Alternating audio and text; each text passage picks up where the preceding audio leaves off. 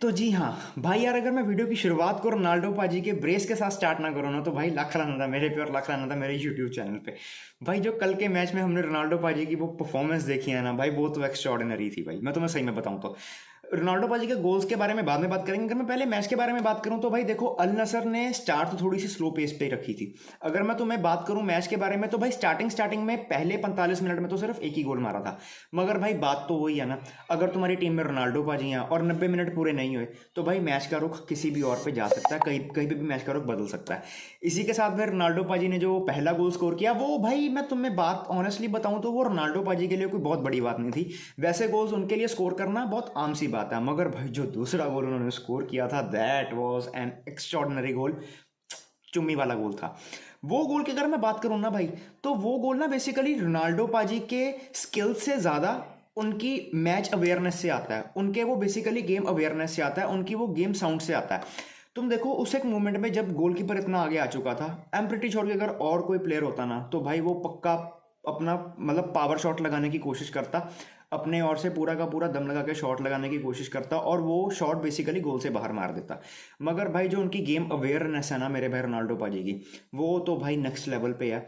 उन्होंने उस मोमेंट पे एक इतनी प्यारी मतलब फ्लिक शॉट तुम उसे बोल सकते हो, चिप शॉट बोल सकते हो, वो जो मारा ना भाई, वो भाई पूरी की पूरी टीम के ऊपर से वो बॉल जाती हुई गोल के अंदर। भाई तुम लाइक उस मोमेंट पे ना एज अ ऑपोजिशन के प्लेयर हैं, एज अ ऑपोजिशन के गोलकीपर, तुम उस मोमेंट पे कुछ कर भी नहीं सकते हो, तुम बस बॉल को ऐसे ऊपर अपने से जाते हुए देख सकते हो। भाई वो है उनकी गेम साउंड, वो है उनकी गेम अवेयरनेस। और भाई इस एज में अगर लाइक उनका कोई रोक नहीं है, मैं तुम्हें सही में बताऊं तो उनका कोई रोक नहीं है।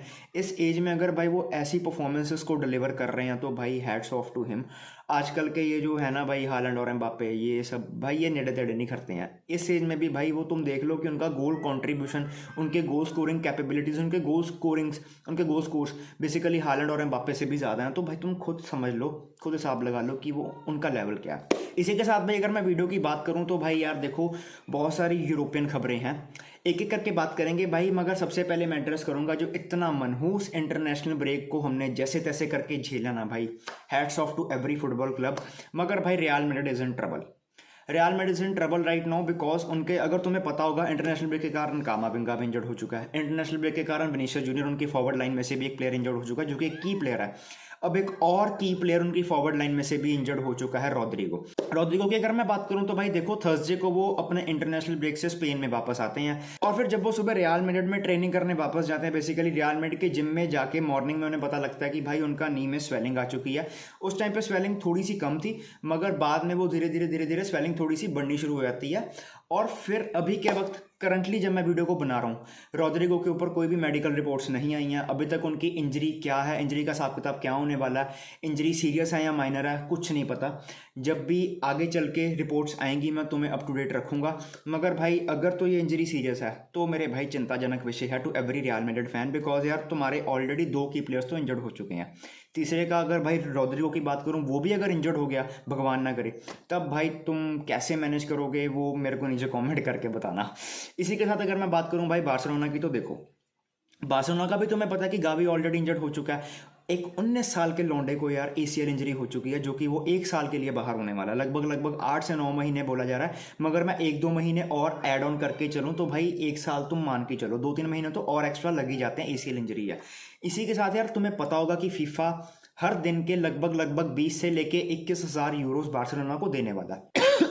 सॉरी, जिसके कारण ये बोला जा रहा है कि यार देखो बेसिकली बार्सिलोना को लगभग 5 से लेके 5.2 मिलियन यूरोस मिल सकते हैं। अभी यार इस मोमेंट मेरे को समझ नहीं आ रहा कि मैं एज अ बार्सिलोना फैन यार साला खुश हूँ कि दुखी हूँ यार। एक तरफ यार मतलब गावी की इंजरी है, दूसरी तरफ यार मतलब पैसे आ रहे हैं जिसके कारण अपन जनवरी में विक्टर रोक को साइन कर सकते हैं। अगर तुम्हें नहीं पता बाय द वे, अगर ये इंजरी ना होती ना गावी को, तो भाई हमारे विक्टर रोक को साइन करने में भी लाले लग पड़े थे।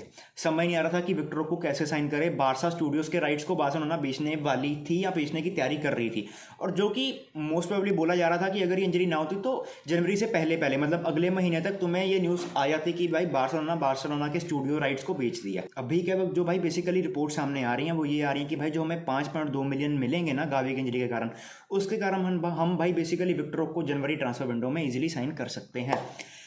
भाई अगर तुम बार्सिलोना फैन हो, मुझे नीचे कमेंट करके बताना कि तुम्हारा अभी के वक्त क्या फीलिंग आ रही है, मिक्स्ड फीलिंग है या मतलब बहुत खुश हो रहे हैं, बहुत ज़्यादा दुख हो रहे हो, मेरे को नीचे कमेंट करके बताना। इसी के साथ यार अगर मैं बात करूं तो देखो यार, मैनचेस्टर यूनाइटेड की तो दिक्कतें खत्म नहीं हो रही हैं। मैं तुम्हें ऑनेस्टली बताऊं तो भाई कोई ना कोई स्यापे इनके लगे ही रहते हैं। अब एक और नई दिक्कत, एक और नया स्यापा ये निकल के आ रहा है कि भाई यूएफए चैंपियंस लीग को कंसिडर करना पड़ेगा कि वो प्रोबेबली मैनचेस्टर यूनाइटेड के ऊपर चैंपियंस लीग बैन लगाएं। अभी क्या राम कहानी है तो मैं अच्छे से बताता हूँ। भाई देखो, तुम्हें पता है कि sir Jim Ratcliffe is now a partial owner of Manchester United. तुम्हें पता है कि now he acquires basically 25% stakes of Manchester United, और basically he is a major stake holder in sporting rights also, ठीक है ना। इसी के साथ भाई जब ये क्लब, अभी तो नहीं वैसे, अभी ये basically club sir Jim Ratcliffe के पोर्टफोलियो पे ऐड ऑन नहीं हुआ। बेसिकली बोला ये जा रहा है कि अगले महीने तक ऐड ऑन हो जाएगा, मगर जब ये ऐड होगा सर जिम रैटक्लिफ के पोर्टफोलियो पे, तभी से मेरे भाई दिक्कतें चालू होनी शुरू हो जाएंगी। अब तुम इसमें यहाँ पे बोलोगे कि भाई इसमें दिक्कत वाली बात क्या है, सर जिम रैटक्लिफ जो कि एक ओनर है क्लब का, अगर उनके पोर्टफोलियो में ये क्लब ऐड हो रहा है तो भाई इसमें दिक्कत वाली बात क्या है। मेरे भाई दिक्कत ये है, मेरे भाई यहाँ पे दिक्कत वाली बात ये है कि he is not the only owner of that particular club. मेरे भाई वो और एक यूरोपियन क्लब को ओन करते हैं जो कि लुल्ली आ में आता है, जो कि है ओजीसी नाइस। भाई अभी के वक्त तुमको पता होगा कि यूएफए चैंपियंस लीग का एक मल्टी क्लब ओनरशिप रूल है कि भाई अगर दो या दो से ज़्यादा क्लब्स का एक सिंगल ओनर है तो भाई वो दोनों क्लब्स एक सिंगल यूरोपियन कंपटीशन में पार्टिसिपेट नहीं कर सकते। और भाई अगर लाइक तुम्हें भी पता है, मेरे को भी पता है कि कल को अगर ये दोनों क्लब्स, जो कि जिसकी पॉसिबिलिटी बहुत हाई है, कल को अगर ये दोनों क्लब्स अगले सीजन में यूएफए चैंपियंस लीग में क्वालिफाई करते हैं तो इनका ओनर कौन निकला, सेम सर जिम रैटक्लिफ।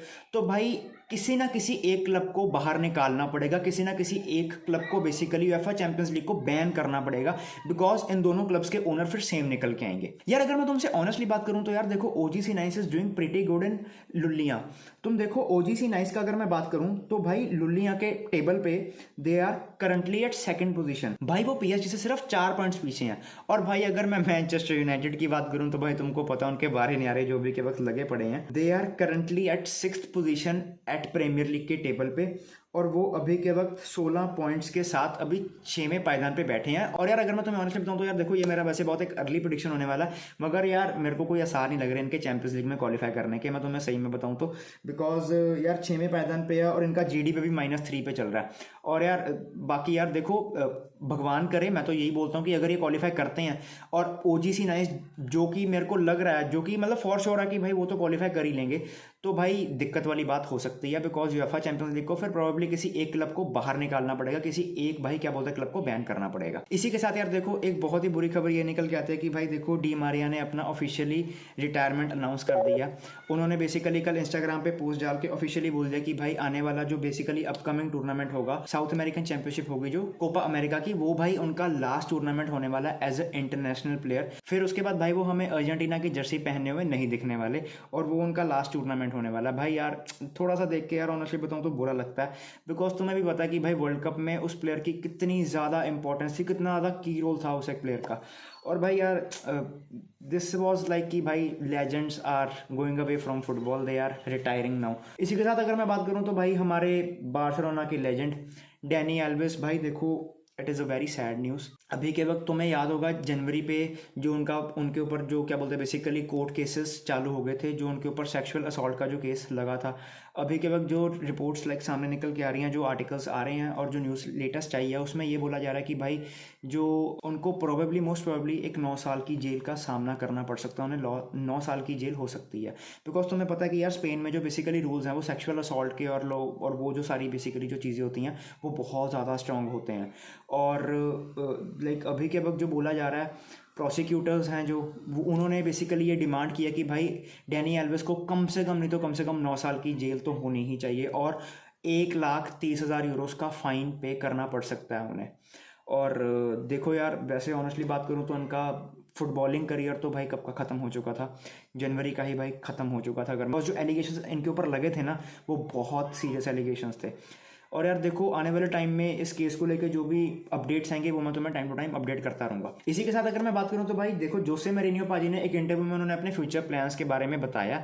उन्होंने ये चीज़ बोली कि भाई देखो, मैं आज नहीं तो कल नहीं तो परसों नहीं, मगर मैं कभी ना कभी तो भाई इन फ्यूचर सऊदी में जाके खेलने वाला हूँ। यार ऑनेस्टली बताऊँ तो ये चीज़ तो देखो होनी थी। अभी के वक्त ना जो सऊदी जिस चीज़ में मात खा रही है वो है एक बढ़िया सेट ऑफ कोचेस।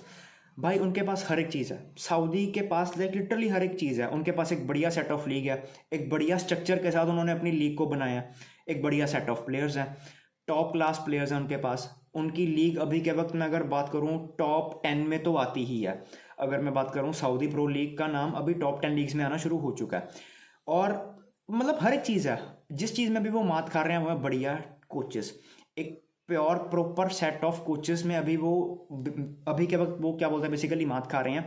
और उनके आने वाले टारगेट्स बेसिकली एक बढ़िया सेट ऑफ कोचेस ही होने वाले हैं। और अभी मैं तुम्हें ऑनेस्टली बताऊं तो भाई देखो, आने वाले टाइम में तुम देख के हैरान मत होना कि जब बढ़िया सेट ऑफ मैनेजर्स अपने अपने यूरोपियन फुटबॉल क्लब्स को छोड़ के सऊदी प्रो लीग में जाके अपने अपने क्लब्स को मैनेज करेंगे, सऊदी के बेसिकली क्लब्स को मैनेज करेंगे, तो तुम ये देख के हैरान मत होना, ये बहुत ही एक नॉर्मल सी बात होने वाली है। इसी के साथ यार देखो, आज हमें भाई देखो one of the biggest matches देखने को मिलने वाले हैं प्रीमियर लीग के, मैन सिटी वर्सेस लिवरपूल। भाई तुम्हारी क्या प्रेडिक्शंस होने वाली हैं इस मैच के ऊपर, भाई मेरे को नीचे कमेंट करके बताना। भाई मैं तुम्हें ऑनेस्टली बताऊं, Liverpool and Manchester City are the only two competitors for the Premier League के टेबल पे अभी के वक्त मैं बात करूं, बिकॉज लिवरपूल भी बहुत प्यारी टीम है और मैन सिटी का भाई तुम्हें पता ही है, मेरे को बोलने की कोई भी जरूरत नहीं है। इसी के साथ यार देखो, आज बार्सिलोना का भी मैच होने वाला है शाम को 6:30 बजे।